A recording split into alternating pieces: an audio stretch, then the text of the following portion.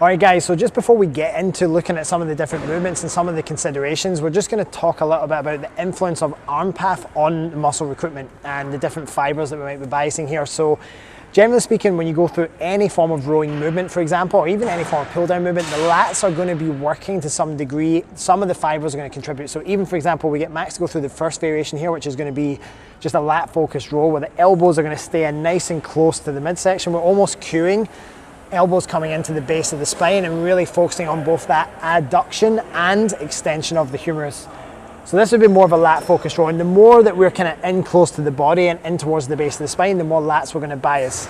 Now that doesn't mean that when we take the arms out into the other variations that the lats aren't contributing. They're just not going to be, there's not going to be a significant moment arm for those to contribute to the movement. Now, if we now get Max to go into what we consider to be more like a rear delt row, yeah, which is going to be out more in that line of 45 degrees. Now, just a bit of a tip on this is that unlike with the lats, where we'll do one more lat one, where we're just focusing on getting the elbow down to here, it's not about how far back we get the humerus, it's actually about more getting the humerus down to around about the hip crease, and probably won't go much further back than the back of the scapula, in line with the scapula here. But when we do rear delts, we actually want maximal humeral extension.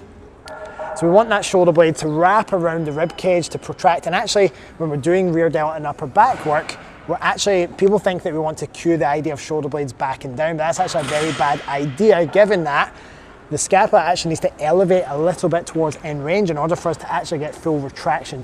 All right, so that's going to be our rear delt arm here, and that's usually going to be around about the 45 degree point, and it's also the point, and you'll see this from the side view that we do, it's also the point that Max, if he holds there and he does like a bit of a funky chicken, if he were to move that up and down but keep pulling back at the same time, he's naturally going to find a point where his elbows sit the furthest back, and that's going to be, and you also, as a coach, if you just put your finger on his rear delts, you're going to find a point where he's able to get that rear delt as balled up as much as possible.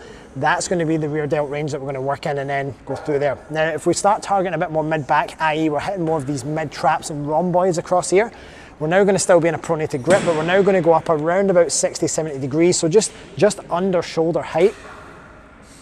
And this is going to be much more biased to those upper back fibers here, all right? So this just gives you a little bit of an idea of the influence of arm path on what we're trying to do. So we'll go through one more just of each. Max's back's going to be on fire now. So lat arm path is going to be nice and low and into the base of the spine.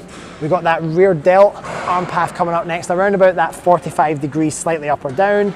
And then we've got that mid-back rhomboids and mid-traps that we're then targeting up here as well, and like teres and all that sort of stuff as well. So that's just a bit of an idea of how arm path can influence muscle recruitment.